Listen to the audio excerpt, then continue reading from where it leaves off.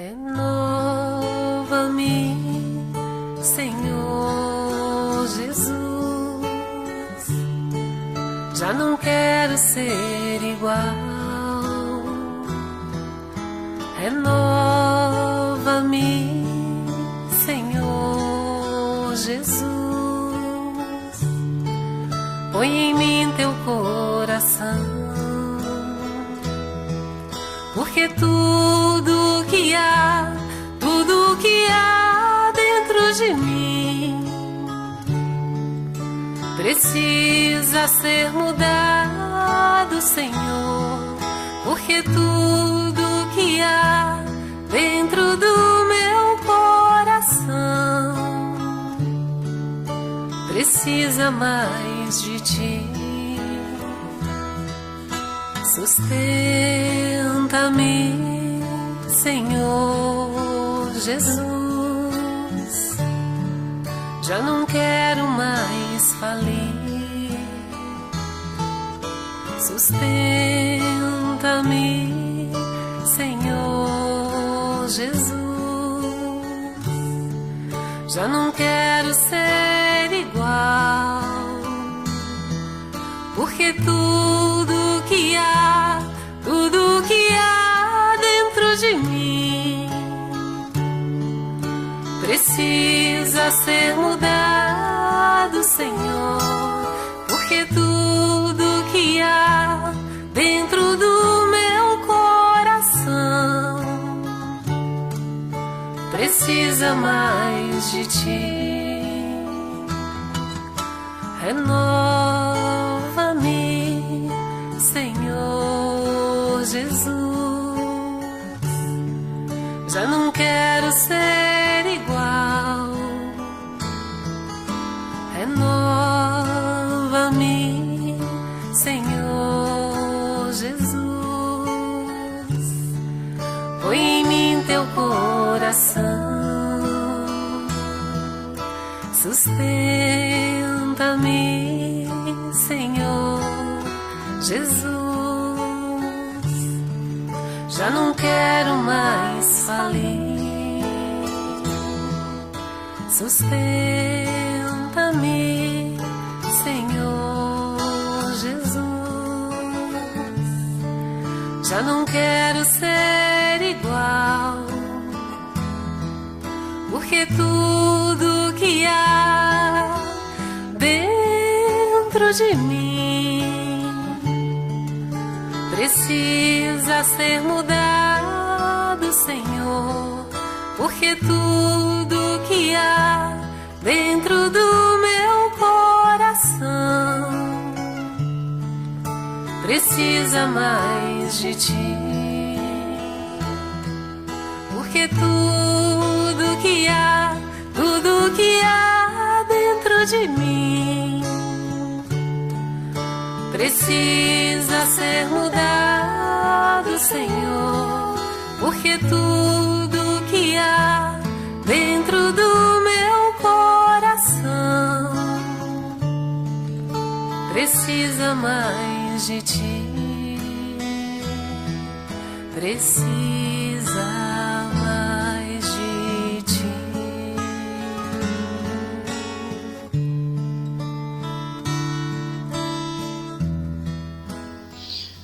Olá, tudo bem? Eu sou Leonardo Silveira e hoje a nossa temática será sobre a renovação. A gente vai trabalhar hoje a partir do livro Palavras de Vida Eterna, a parceria entre Chico e Emmanuel. É um texto curto que começa, a sua introdução começa com Paulo, Efésios 4:23, renovai-nos no Espírito. Então é curioso, que diante do contexto que a gente vive, onde, tudo parece meio velho, tudo parece assim meio repetitivo, meio cansado. A gente está numa fase coletiva, assim, com essa sensação de exaustão, de cansaço, onde tudo parece meio desbotado, tudo muito desacreditado. É como se a gente visse constantemente as coisas não mudarem. O homem velho se repetindo em loop constante. As velhas políticas, velhos maus hábitos, as velhas guerras, a velha dificuldade que nós temos de nos relacionarmos com o mínimo de saúde uns com os outros, as velhas amizades frágeis, né? As relações frágeis. É como se nós estivéssemos desgastados pelo tempo. Mas talvez essa sensação se dê justamente porque algo de novo esteja por nascer. Algo de diferente. E às vezes, antes das coisas mudarem, a gente consegue enxergar com maior nitidez o quão desbotadas estão as nossas ideias, os nossos hábitos, a nossa conduta e o nosso sentimento. Talvez por isso a espiritualidade tenha sugerido, diante desse cenário, né, a gente já está cansado, de no mínimo 2 anos aí de pandemia e com tantos problemas velhos se repetindo. Então talvez a espiritualidade tenha tido essa sensibilidade de nos sugerir pensar sobre o processo de renovação, justamente no período onde tudo parece velho, onde tudo parece desgastado, cansado, as pessoas estão impacientes. As pessoas não, nós de modo geral, nós estamos impacientes, inconstantes, insatisfeitos. E a renovação talvez se faça assim extremamente urgente, né? Ela urge e ela ruge em nossas almas. E aí Emmanuel, ele começa falando justamente desse cansaço. Afirmas-te cansado, sem qualquer recurso para empreender a tua transformação. Acreditas-te doente, incapaz, dizes-te inabilitado, semi-morto. Nossa, parece bem adequado para o momento que a gente está vivendo, né? Uma síntese dessa sensação que eu acabei de relatar aqui para vocês, né? Assim, como a gente vem se sentindo nos últimos anos. E à medida em que a gente vai vivendo, né, e que a gente vai se frustrando, essa sensação começa a ficar evidente. E à medida em que o tempo vai passando, e quanto mais o tempo vai passando e as coisas vão ficando diferentes do que a gente idealizou, mais cansados a gente fica. Talvez justamente por isso, quando nos tornamos velhos, nos tornamos quase sempre desesperançados, amargos, impacientes, intolerantes, porque a gente vai vivendo e vendo que a vida não é o que a gente gostaria que ela fosse, e quanto mais o tempo vai passando, a gente vai tendo aquela sensação de que o tempo está escapando. Quando você tem 20 anos e as coisas não acontecem como você quer, você tem um futuro para projetar essas expectativas, e isso lhe dá força, lhe dá ânimo. À medida em que você vai vivendo e que o tempo vai passando e que você vai se apercebendo no processo de aproximação com a idade madura, essas frustrações começam a pesar mais. Então isso de alguma sorte acontece com um ser humano dentro de um processo reencarnatório. Isso acontece nos decursos civilizatórios também, como o que a gente está vivendo hoje, né? Onde tem um pesar, onde tem uma densidade, onde tem um dissabor, tem um amargo no fundo do paladar. No entanto, a espiritualidade nos convida a pensar na ideia de renovação, apesar de todo o cansaço, como saída para esse cansaço, como fôlego, como fluxo energético para nos tirar, né, dessa paralisia diante da dor, diante da frustração, diante das negações do mundo e das relações adoecidas que nós costumamos erguer em nossos processos reencarnatórios. E aí a espiritualidade nos traz a ideia, né, de um renascimento e associa esse renascimento a um movimento constante na natureza.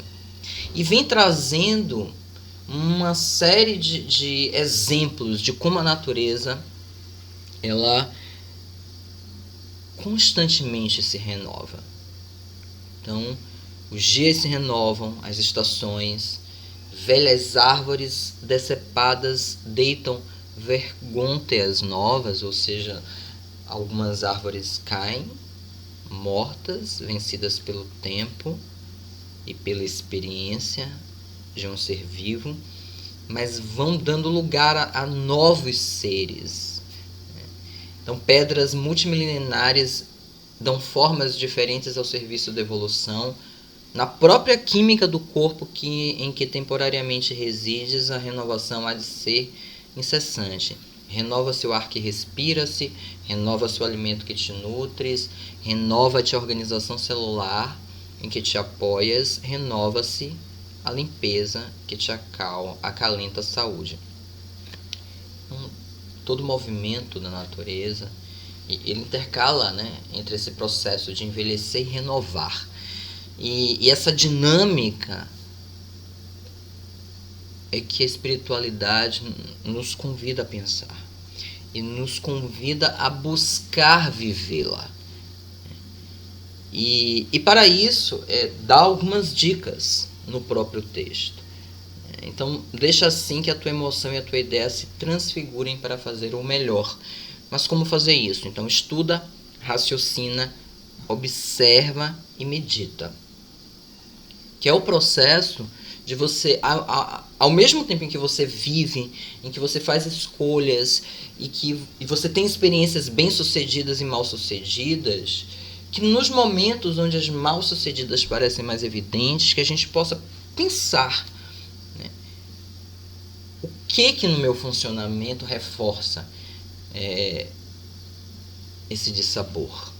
O que eu posso fazer para sair?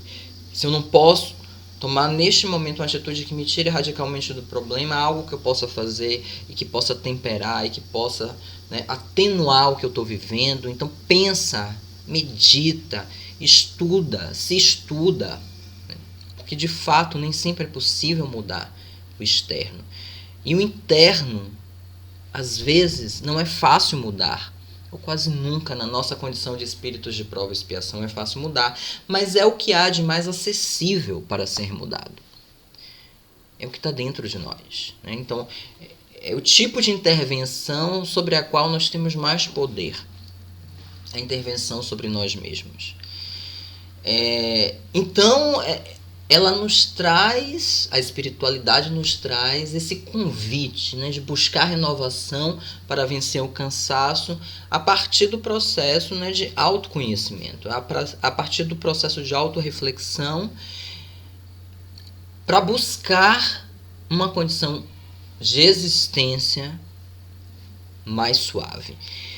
Há um texto que é atribuído a Fernando Pessoa, eu digo atribuído porque na internet, enfim, a gente às vezes tem dificuldade de saber se de fato as atribuições elas são reais, mas não importa. Ele é atribuído a Fernando Pessoa, mas se não foi, o que importa é a ideia. A ideia, eu acho que é talvez assim um lampejo, porque muitas vezes a gente está ali na labuta, trabalhando as nossas questões, os nossos problemas, rodando em círculo sem conseguir sair.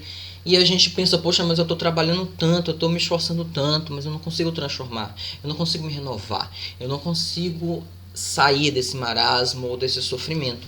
E aí esse texto, atribuído a Fernando Pessoa, ele traz uma reflexão que talvez seja o pulo do gato quando a gente está correndo atrás do próprio rabo. Então, ele fala assim: não é o trabalho, mas o saber trabalhar que é o segredo do êxito no trabalho.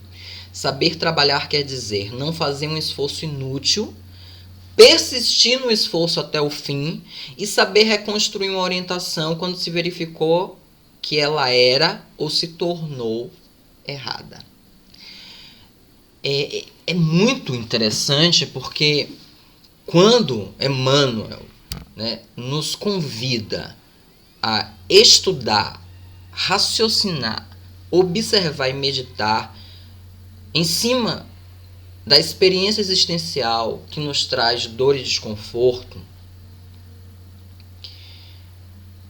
ele está nos convidando não apenas a fazer movimentos, mas a fazer movimentos estruturados, né? Saber trabalhar.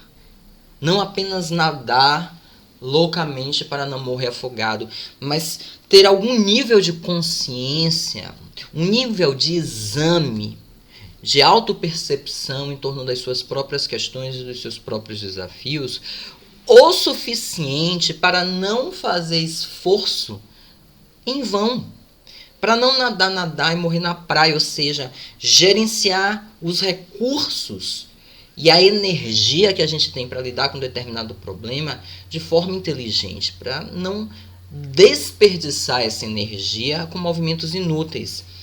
Persistir no esforço até o fim, ou seja, estar ali na experiência tempo suficiente para que o amadurecimento chegue. E às vezes a solução não chega de forma imediata, então ela precisa de tempo, ela precisa de dedicação. E agir de forma acelerada, apressada, né, colocando, como se diz no ditado popular antigo, né, o carro na frente dos bois, ele não acelera a resolução do problema, pelo contrário, ele cria mais obstáculos. Então, é importante que a gente se debruce o tempo que é necessário para que aquele desafio, para que aquele nó possa ser desatado.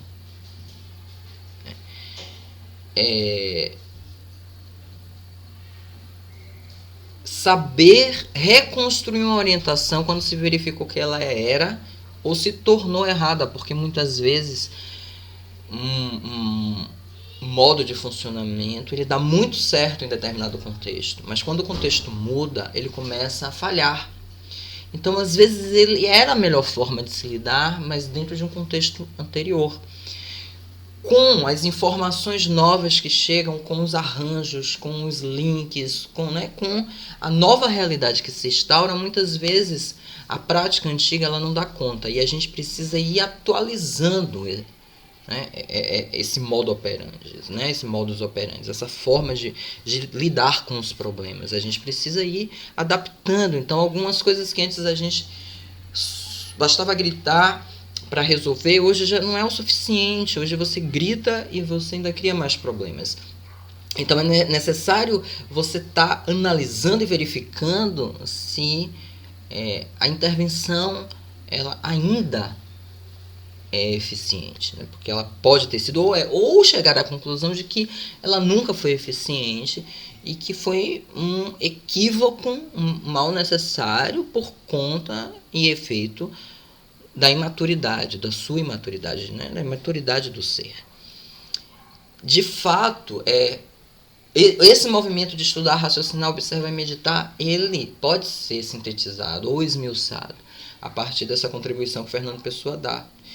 Porque fazer reorientações e demarcações ao longo do nosso trajeto é o grande salto qualitativo. A gente tem a mania de criar uma expectativa em relação às teorias, uma expectativa absoluta. Ou seja, eu vou pegar aquela ideia, aquela solução e vou aplicar no meu contexto ipsilíteris. Quando, na verdade, se a gente vive em contextos variados, né, onde o que prepondera é a diversidade, então as ideias elas precisam ser adaptadas ao contexto. Então, quando a gente reencarna imerso em um caldo que é comum, que é o caldo da humanidade, onde todos nascem, onde todos morrem, onde todos têm dificuldades, onde todos têm potencialidades, mas tudo isso é ornado por processos muito singulares e muito específicos. Então a gente nasce num tempo, um espaço temporal específico, dentro de determinado contexto social, com determinada estrutura biológica, intelectual, emocional. Cada um tem a sua bagagem espiritual, cada um tem o seu compromisso, cada um tem os seus níveis de potencialidade e dificuldade. Então a gente tem tantas diversidades que as ideias, que os princípios, que as experiências idealizadas para solucionar certas questões, elas não podem ser aplicadas de forma direta e absoluta e universal. Elas precisam ser adequadas. E às vezes demora tempo para a gente perceber isso. Que a gente precisa, às vezes, mudar o rumo dos nossos desejos, ou mudar o rumo da forma como a gente age ou reage às experiências da vida e como a gente lida e tece as nossas relações. Então, para que possamos renovar o nosso espírito, é necessário esse processo constante de autoanálise, de autopesquisa, de autoestudo, que nada mais é do que a gente percebendo o que funciona e o que não funciona mais na nossa vida. O próprio processo evolutivo, se a gente para analisar, é isso, né? O que é evoluir? Evoluir consiste em se reinventar de forma cada vez mais eficiente, cada vez mais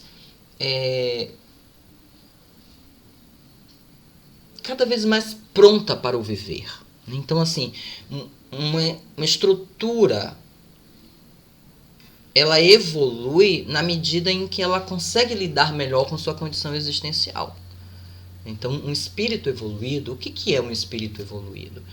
Mais evoluído, né, do que o contexto geral que a gente vive no planeta.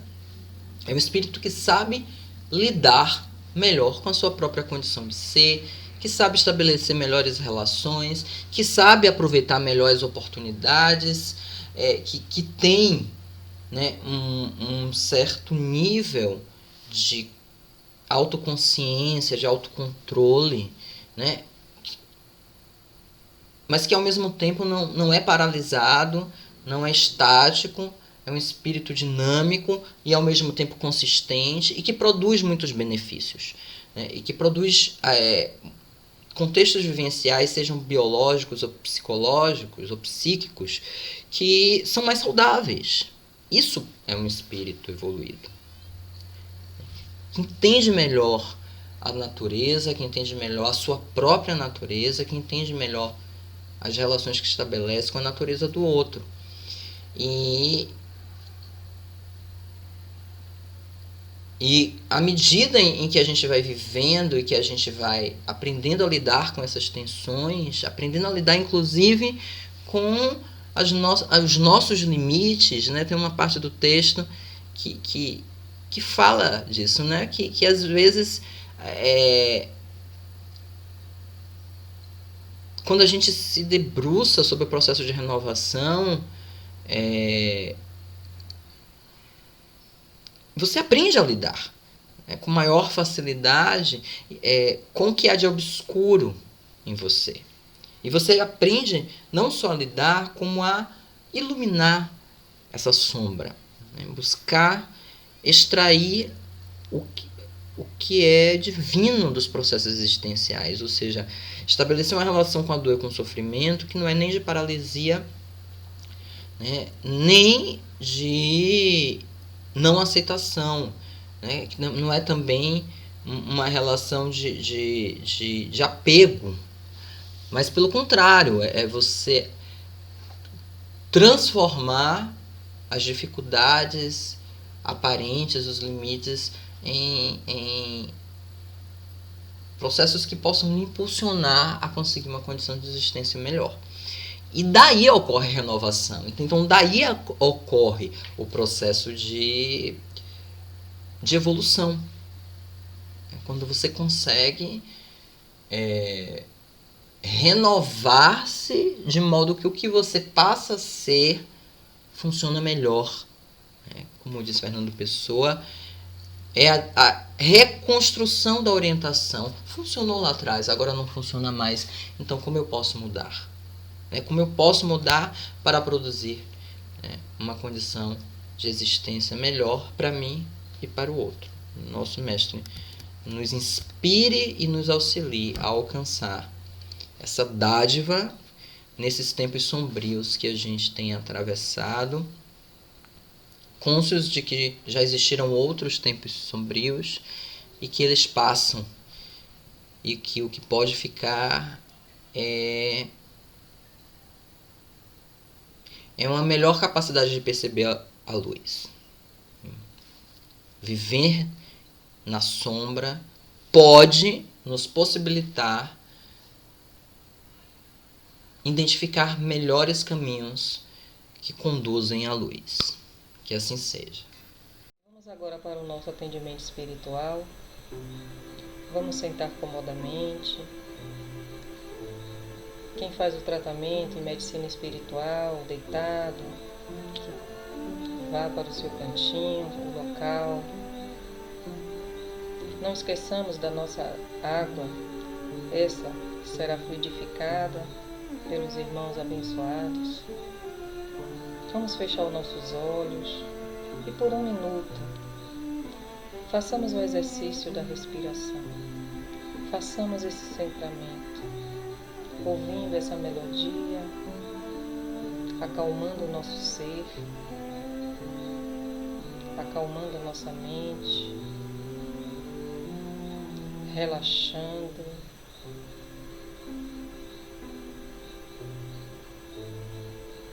Nos preparando para receber as energias trazidas por esses irmãos atendentes fraternos. Respire profundamente. Sinta o seu corpo.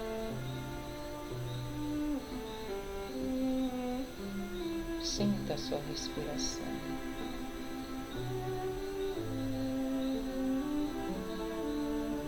E os atendentes chegam mais próximos de nós.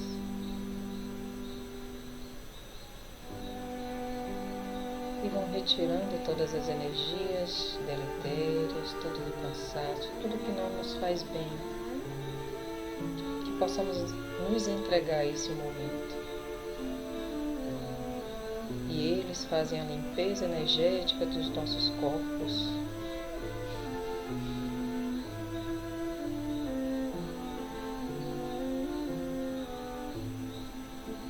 E depois dessa limpeza energética dos nossos corpos, eles iniciam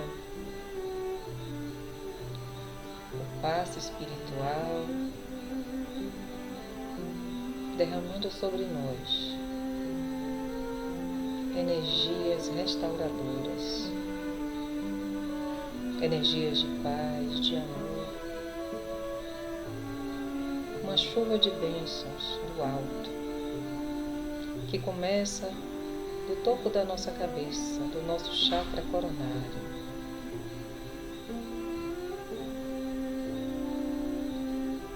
Sinta, se entregue a esse momento valioso. E essas energias do nosso chakra coronário será distribuído para os nossos demais pontos energéticos, para os demais chakras, passando pelo frontal, pelo chakra laríngeo, pelo chakra cardíaco,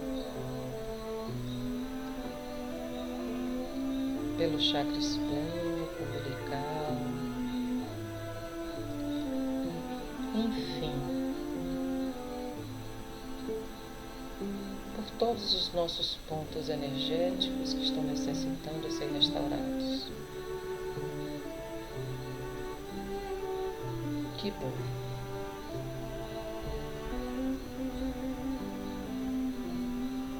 E eles fluidificam a água, derramando o remédio, as energias necessárias a nós.